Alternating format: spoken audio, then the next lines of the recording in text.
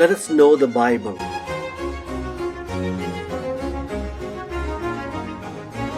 Father Claudio Doglio.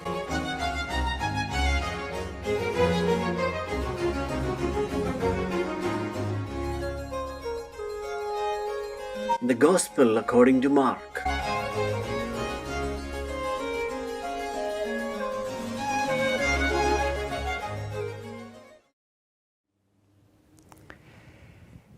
The center of the Gospel according to Mark is Peter's profession of faith. We find it narrated in chapter 8 and precisely in verse 29. The evangelist places this central story after the first part of the narration, where the evangelist showed the path of the deaf and blind disciples, unable to comprehend who Jesus is. This constitutes the summit of the first part. Jesus is outside the traditional borders of Israel, in the north, in the region of Caesarea Philippi, and there, together with his disciples, he asks what the opinion of the people towards him are. The outsiders, the distant ones, who know Jesus in a superficial, external way. What do they say about him? The disciples mention the current opinions that recycle something that has already happened. They say that Jesus could be John the Baptist or a prophet, one of the past, one like many others. The second question that Jesus asks concerns the individual opinion of his disciples. They who lived with Jesus, who saw him work, heard him speak, shared his life, what opinion they made of him? Peter replied, "You are the Christ." Unfortunately, many have the habit of merging the Gospels and to the question, what is the profession of faith of Peter? It is generally answered with the formula present in the Gospel according to Matthew. But now we are reading the Gospel according to Mark. And therefore, it is good to learn to observe the differences. We must not construct a hypothetical fifth Gospel by putting together the four canonical ones. We must respect each of the canonical stories and enhance the details, the particularities of each. If in Matthew the profession of faith of Peter says, "You are the Christ, the Son of the living God," Mark does not report it so.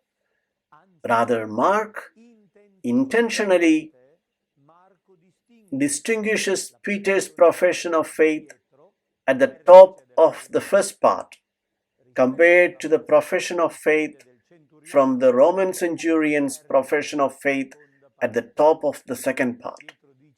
Peter says, "You are the Christ." The centurion truly recognizes this man was the Son of God. At the beginning of the Gospel, the first verse, which is somewhat the title and the summary of the work, speaks of the origin of the good news that Jesus is Christ, the Son of God. There are two truths to be recognized in Jesus. They are two important but distinct titles. Christ is a functional title, the messianic function of a king legitimate successor of David. To this, the disciples arrive in the first phase.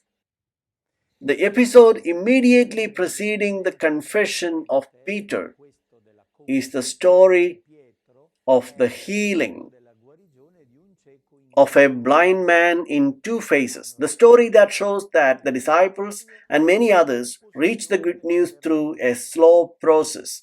After the first healing intervention, where the blind man says he has the impression of seeing men as trees walking, he cannot see well. He just begins to have a glimpse of something.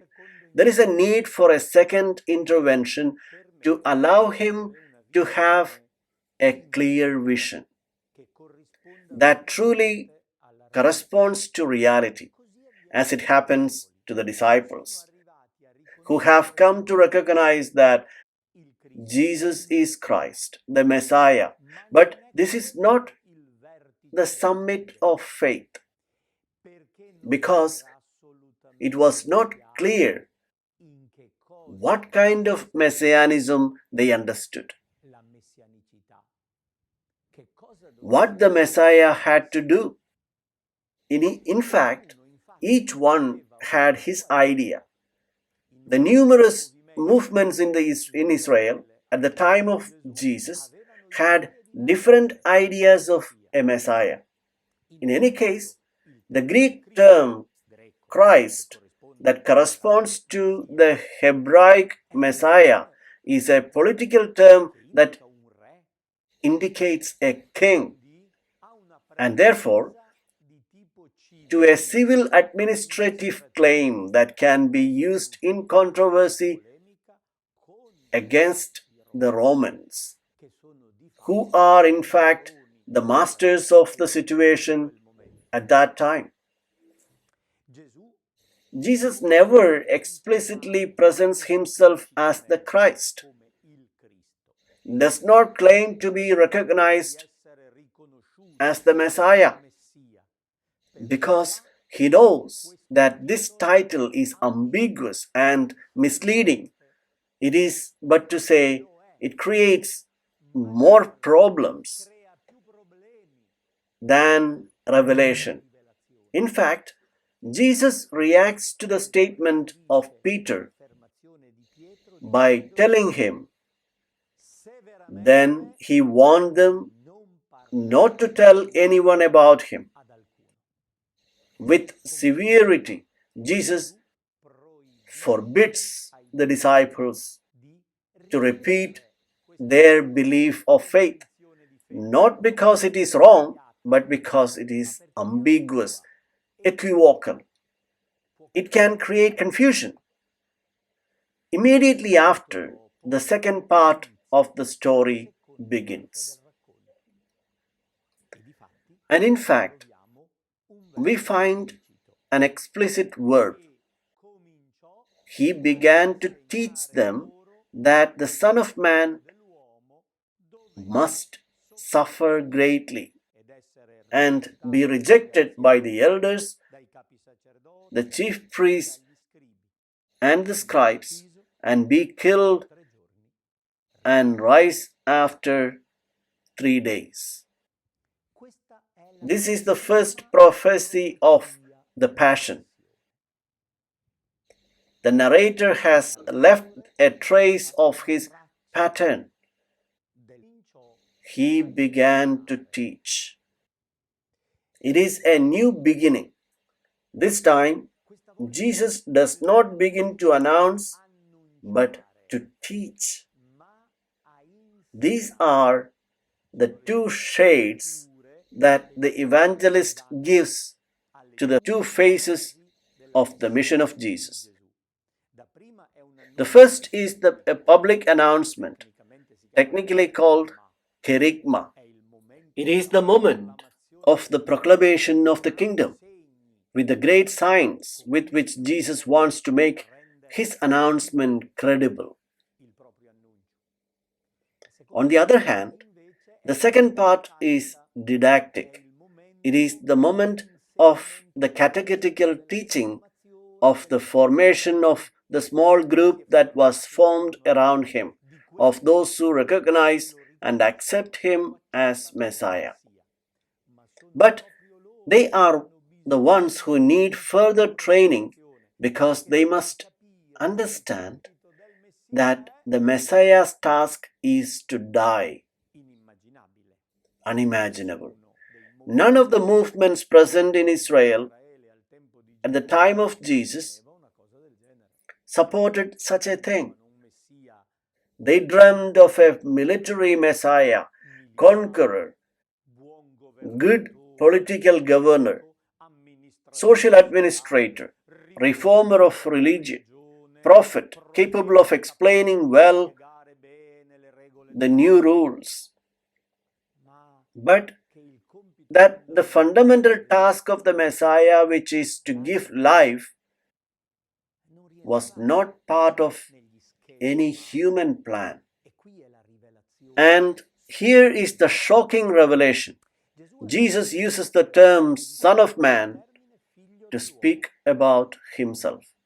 It is a term that says little to us, or rather, it risks saying the opposite of what it means. Son of Man does not mean man. It means superhuman figure because it refers to an Aramaic term used by Daniel, the book of the Old Testament, in which, as opposed to four beasts, the symbolic figure of a Son of Man is presented, to whom God in the Ancient of Days hands over all power, glory, and the kingdom. The Son of Man is a glorious, transcendent character, one who comes on the clouds of the sky, a character from the other world, therefore glorious, powerful. It is paradoxical, however, that Jesus says, the Son of Man, that is I, must go to Jerusalem and be killed. The Son of Man is a glorious character who comes on the clouds of heaven, cannot be taken, arrested, rejected, or killed.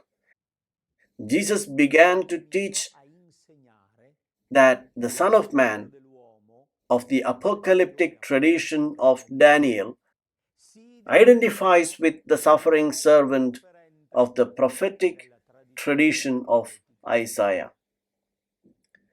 In the very person of Jesus, these ancient words are realized. Jesus is the character of the other world. Glorious, he is the Lord, even if he is truly a man and he is the Messiah of Israel. But his job is to be rejected. That is, he knows very well that his announcement that he is bringing, this full and mature revelation of God, will not be appreciated by religious authorities, who will do everything to silence him. Jesus knows that his preaching will be hindered, and if he does not change, they will suppress him. He could remain in Galilee and create an autonomous movement, but instead, he wants to go to Jerusalem. He must go to Jerusalem. He must confront reality. He does not flee. He does not isolate himself. He does not create anything alternative on his own. He concretely confronts history with those in charge and wisely realizes by foreseeing that this encounter will become a confrontation, that the authorities will not accept him. They will reject him. The goal is not to die. The goal is to truly announce the word of God. But Jesus realizes that this announcement will not be accepted and that this will lead to a tragic death, Jesus could change his mind. He could change his mind, retract, moderating his words, avoiding going to Jerusalem, make a compromise with those in power to properly fix the situation. He could have thought of many reasons, but none was consistent with the plan of God. And Jesus is the Son, transparency of the Father, and does not accept compromises. He totally trusts God even if he knows from the start that this will cost him his life. This is the meaning of the prophecies. 3 times during this itinerary, Jesus explicitly repeats his awareness that a tragedy will happen in Jerusalem. It will be a disastrous event. He clearly announces to the disciples that in Jerusalem they will eliminate him, they will kill him, but always adds also the prophecy of victory. On the 3rd day, that is, after a very short time, the Son of Man will rise. Still, in the mind of the disciples, the prospect of the resurrection was not clear. They could imagine what the death of the Messiah meant, but they could not imagine the resurrection. But they memorized this fact very well.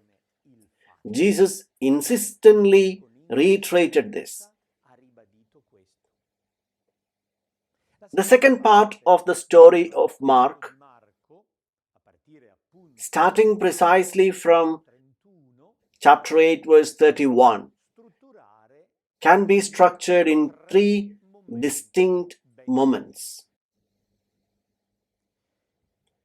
In chapters 8, 9, and 10, the journey to Jerusalem is narrated, and this section is marked by 3 announcements of passion, each of which is followed by a hint of misunderstanding, to underline how the disciples struggle to accept the perspective of Jesus. And therefore, Jesus does a formative catechesis. It is a moment in which he teaches the disciples what is the way of God, what is the style of the Messiah, since they believe that Jesus is the Messiah. They are right. He is the Messiah, but the Messiah has these characteristics that they do not understand. It is a formation of the mentality. At the end of this itinerary, we arrive in Jerusalem. Chapter 11 narrates the triumphal messianic arrival of Jesus in the holy city, which is followed by some episodes of dialogue with the authorities in the temple, an encounter that becomes a polemical clash and culminates with the exit of Jesus from the temple, and this second part of the gospel that announces the end of chapter 11 to 13. The third section of this second part of the gospel contains the stories of the Passion, chapter 14 and 15, and the announcement of the resurrection, the fulfillment. Things happened as Jesus foretold. The second summit is that of the resurrection, is that of the Roman centurion who at the foot of the cross recognizes Jesus as Son of God. More important than the Messiah, he is a Roman of the same race as the recipients of the gospel, of those catechumens of Rome who listened to the story of Mark. One of them, seeing Jesus die in that way, recognizes his divinity. It's a great catechumenal catechesis that leads to baptism, to the full profession of faith of the Christian, who recognizes in Jesus, dead and resurrected, the Son of God. Not only the Christ of tradition, the King, the Son of Man, suffering servant, who died and rose again. By believing in him in this way, the believer is identified with Christ, is baptized, dies, and he too rises. And the formative itinerary proposed by the evangelist Mark reaches its fulfillment.